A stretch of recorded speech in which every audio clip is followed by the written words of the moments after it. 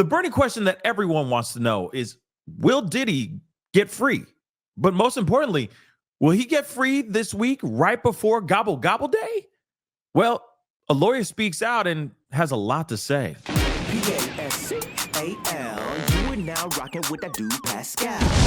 What's up? Everyone is at bated breath wanting to know what the decision the judge is going to make.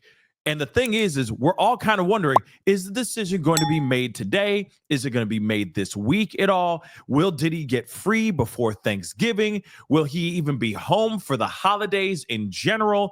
Or are we just kind of waiting for the inevitable and Diddy is going to just stay locked up for good until his trial allegedly scheduled for May 5th? A lot of us are wondering the same doggone thing. Will he get out this week? Most importantly, will he be out before Thanksgiving so he can spend time with his family and then, of course, continue making posts on social media to make him look like a good guy, right? Now, listen, we've already heard, if you go to my main channel, we already went through both of the defense and the prosecution's filings about why, like the defense gave the whole excuses of why he should be able to be let go because of his First Amendment right, that he did not violate any of these rulings or any of these orders by the court and whatnot. And then the prosecution came out with a lot of stuff, okay? More than just them saying, more than just the defense saying it's family and First Amendment rights. Nah, they came in with the heat and a lot of receipts. But I digress. We'll talk about that in a second and third video for sure today. But most importantly, and I appreciate News Nation, okay, Laura Ingalls, for having this conversation, because I am kind of curious.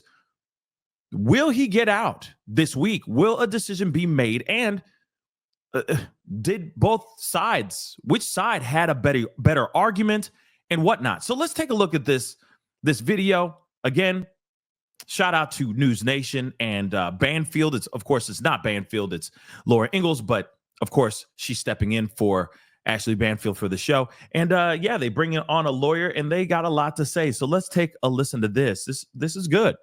Joining me now is Maria Cruz Melendez, defense attorney and former federal prosecutor who knows the case, who's been reading the documents. All right, Maria, why are we having this pushed again? I mean, it does need time, right? Yeah, I think this is an important issue for the judge to determine. At the end of the day, I think it's really difficult for judges to put someone, to detain a defendant pre-trial. Mm-hmm. At the end of the day, though, particularly with a case of this severity, the judge is weighing whether or not he obviously thinks that the defendant is going to flee, in this case Combs, or whether or not Combs is a danger to the community, right, as a whole. And so both sides have put very passionate arguments forward. And obviously, whenever there's a situation where you have new information or new legal arguments, the judge has to consider those things. And right. I think that's what the judge is doing here. Of course, again, before we continue, okay, yes, the judge has a lot on his plate to try to figure this thing out. But in my personal opinion, before these letters were filed yesterday, there's enough information out there for him to make a solid and concise and guilt-free decision here. To me, there's enough evidence out here to show that this man should still be locked up until he gets his chance in court to fight it out.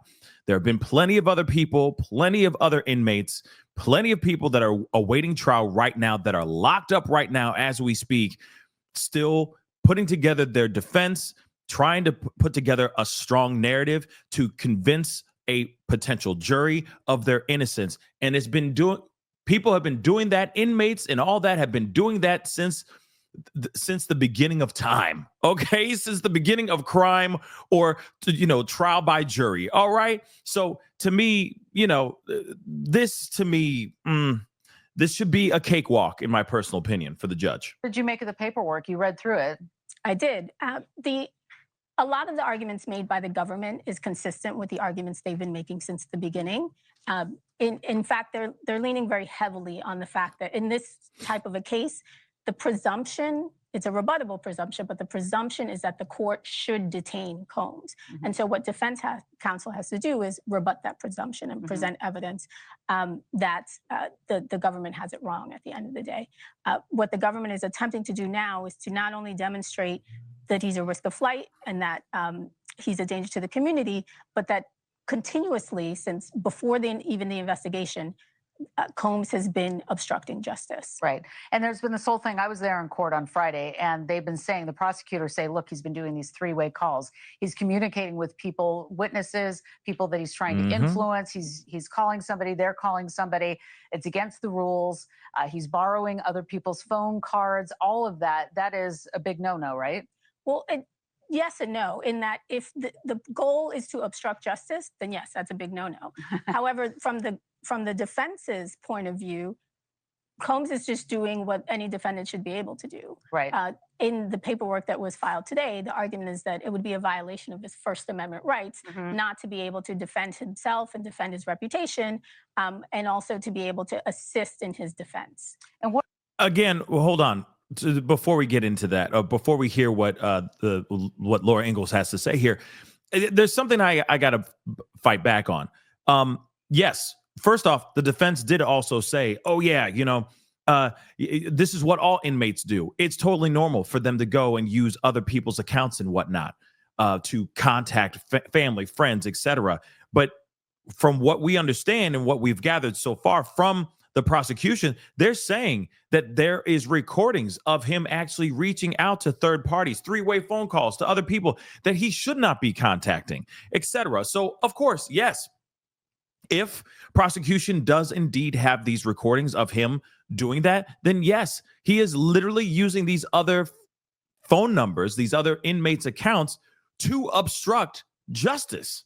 Again, if they actually have the smoking evidence, the smoking gun evidence here, the prosecution, then I'm hoping that they've been able to submit that to the judge or something of that sort to back their claims. Again, cakewalk if these allegations are true. What are the chances that we're going to hear something before Thanksgiving? I mean, whether or not he's going to walk or not. It's hard to tell. I think it's possible that the judge, is 2 more days, will be able to put in a ruling on that.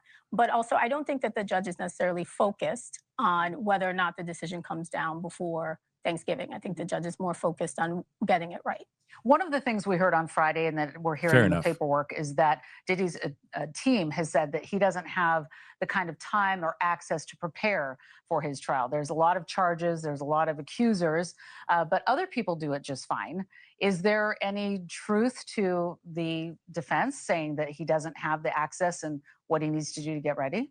Look, I think it's fair to say that obviously you'd have more access if you were out on bond. However, there are so many different ways that the court can make the defense counsel available to the defendant. There are situations in which a judge will allow meetings happening at various locations, whether it be the courthouse or the jail, to make sure that defense counsel and Combs have enough time to prepare for trial. Right. As you mentioned, defendants do it all the time. Thank you. Every single day, any incarcerated defendant has to work with their counsel in order to prepare for trial. So I don't think that that's necessarily something that's going to sway them. And the whole thing with the raid that happened in his cell with the legal notes, the handwritten notes that were taken, there's been a lot of back and forth about that. Really quick, your take on that? Well, I think the judge is going to have to really hear the facts on that. But what's interesting is they were able to use that fact and the fact that Combs had made representations that he had written legal and made it clear that this was legal communications. And then it turned out that his lawyer had to explain, looking back at the evidence, it's not actually true that the word legal is written all over the paperwork beforehand. And so what the government did was use that as another way of showing that Combs is still not following the law and is not listening to his attorneys. All right. In other words, they lied. They lied, or at least Diddy lied.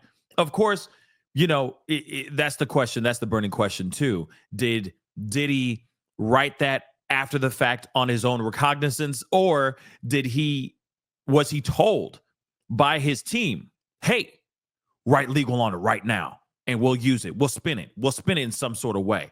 Again, for me, it's the miss me with the nonsense type of BS with this situation, because let's be real, when it comes to what they photographed as far as those notebooks, and then for it to suddenly appear out of nowhere, materialize, written, legal on those notebooks or on that notebook after the photos were taken, that seems a bit sus to me. And yeah, the judge should most definitely keep that in his brain, keep that, hold that and use that when it comes to making his decision here.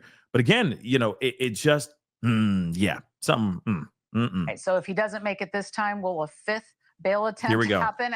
You can keep trying and You trying. can keep trying and trying, and he's probably going to go to the Second Circuit and do an appeal and see what the Court of Appeals has to say about it. Even if he doesn't win there, I wouldn't be surprised if they continue to try. Do you have a prediction? Here's the I prediction. think given the seriousness of the offenses and the evidence that the government has proffered, it's unlikely that he's going to be released. Unlikely he's going to be released. I have to say, I'm not surprised if I would not be surprised if that ends up being the answer, and that what ends up being the decision here. Let's be real, okay? Prosecution has presented a very, very, very strong argument. I'm sorry, if you go back to my show I did yesterday where we broke down both filings, both letters, where they both are putting out their arguments, the prosecution has a lot of evidence, a lot of things to fight against the defense. The defense is only basically saying family and First Amendment rights. That's all it is. That's all they're saying throughout the whole thing. You're violating his constitutional rights in the First Amendment. But then the prosecution's like, well, actually, if you're an inmate, there's a varying degree. There's most definitely a varying degree of First Amendment rights when you are incarcerated. If he was a free citizen of these United States of America, it'd be a different situation for Diddy. But he's locked up.